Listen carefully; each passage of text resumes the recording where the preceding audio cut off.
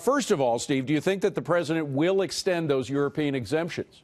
I think he will, with the good things he had with Macron. I think Merkel, even though they've had a frosty relationship, I think he will want an EU deal, bilateral deal. He likes that kind of thing. So what you might see is an extension with the words that progress is being made, and we hope to close it within 30 days or 60 days. You know, I just have to ask one question about the Macron meeting, because it was true. They were holding hands with the French president and Donald Trump. They were talking just exuberantly about how much they liked each other. And then Macron comes out with this statement before the joint Congress, essentially saying, well, the president's wrong on the Paris Accord, the president's wrong on Iran, the president's wrong on tariffs.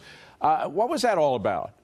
I think what you're seeing is a good business negotiator like our president, and that is you try to get a good personal relationship, and therefore you can have a good back and forth in negotiations without one feeling one's been insulted. Okay. So I think it's a positive thing. You contrast that, David, to 15 years ago with George W. Bush and the terrible relationships we had with Germany and France. Yeah. This is amazing. By the way, Macron is a great entrepreneurial president. We have a story coming up on that. Yeah, two business people, Trump and Macron. Meanwhile, Art Laffer and Steve Moore, two guys that we know pretty well, Steve, writing a column about a coming mass exodus over taxes. And they wrote, quote, millions of people, thousands of businesses, and tens of billions of dollars of net income will flee high-tax blue states for low-tax red states. This migration has been happening for years, but the Trump tax bill's cap on the deduction for state and local taxes, or SALT, will accelerate the pace. What do you think, Steve?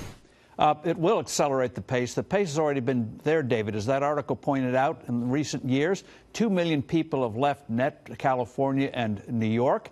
Florida and Texas have gained 2 million residents. In the next 3 years, New York and California are going to lose another 800,000 total. New Jersey, Minnesota, Connecticut, another 500,000 people. And so, yes, this will accelerate the trend and force states to get their act together. One little thing on New Jersey, David, is the Democratic Your home state. Go ahead. My home state. The leaders, the Democrat leaders, the legislature are in battle with the governor. The governor, Murphy, wants to raise taxes, more spending. The Democrats are saying you can't do it. Cut spending. We can't raise taxes. Well, and meanwhile, this is something you're not going to hear from Nancy Pelosi, by the way. The top 20% of taxpayers in 2018 will now pay 87% of all income tax. That means that the top taxpayers are going to run as fast as they can to states that don't have a big income tax. That's true. Now, the only little downside on this, David, is it's going to hurt Republicans running for Congress if they don't get their act together and come up with a new great tax bill. Well, which is what you propose in the most recent edition of Forbes. The Forbes tax plan includes payroll tax cuts, sharply lower income tax rates, and a reduced capital gains tax. Let's talk about the middle one first, sharply lower income tax rates. Why is that so important?